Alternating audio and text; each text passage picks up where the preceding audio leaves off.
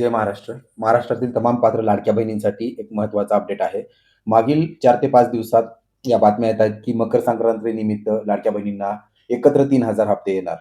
परंतु आपण पाहतोय, की राज्यामध्ये जो डिसेंबर 31ला हप्ता 17 नोव्हेंबरचा वितरण केला होता, अद्यापही बऱ्याच साऱ्या महिला आहेत, ज्यांना की 17वा हप्ता मिळालेला नाहीये. मग त्या महिला या संभ्रमामध्ये आहेत, की त्या अपात्र झाल्यात का? के-वाय-सी केल्यानंतर त्यांचा हप्ता येणं बंद झालेला आहे. अशाच महिलांची संख्या हजारोवरती आहे. आता त्यांनी काय त्यांचा निकाल आहे, त्यांना अपात्र करण्यात आलंय का, की त्यांनी आणखीन प्रतीक्षा करायची याचं कसलंही क्लॅरिफिकेशन, स्पष्टीकरण महिला व बालविकास मंत्रालय किंवा त्यांच्या मंत्री अदिती तटकरे यांच्या मार्फत दिल्यात आलं नाहीये.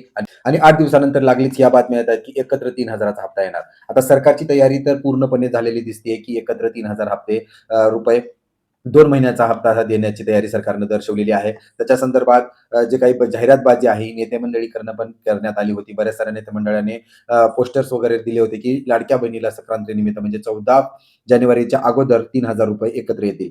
परंतु आपण पाहतोय, की राज्यामध्ये निवडणूक आहेत आणि आदर्श आचारसंहितेचा भंग कुठेतरी होईल, या कारणावरनं एक संशय होता. परंतु 10 जानेवारीला म्हणजे शनिवारी विरोधी पक्ष काँग्रेस प्रदेश यांच्यामार्फत एक नोटीस किंवा परिपत्रक काढण्यात आलेलं आहे. एक निवेदन देण्यात आलेलं आहे निवडणूक आयोगाकडे. त्यामध्ये स्पष्ट सांगण्यात आलेलं आहे, की जानेवारी आणि डिसेंबर आणि जानेवारीचा हप्ता जर का निवडणुकीच्या अगोदर म्हणजेच 13-14ला वितरण झाला, तर राज्यामधल्या 1 करोड लाडक्या बहिणी आहेत, त्यांना लुभवण्याचं काम करण्यात येईल. कुठेतरी त्या सत्ताधारी पक्षाकडे त्यांचे मतपरिवर्तन करण्याचं काम होणार आहे आणि यामुळं आदर्श आचारसंहिता ही भंग होऊ शकते. याच कारणामुळं हप्ता येईल का नाही याची चिंता आहे. आता यावरती सुनवाई उद्या म्हणजेच 12 जानेवारी रोजी सोमवारी निवडणूक आयोग काय निर्णय घेत आहे. कारण ही जी योजना आहे ही नवीन योजना नाहीये. दर महिन्याला याचे पैसे वाटप होणं गरजेचं आहे आणि ऑलरेडी एका महिन्याचं जे काही वाटप आहे ते पेंडिंगला असल्यामुळं सरकारकडे त्याचं उत्तर आहे. परंतु निवडणूक आयोग काय निर्णय घेत आहे, त्याला पुढं निवडणुकीच्या नंतर तुम्ही वितरण करा असं सांगतंय,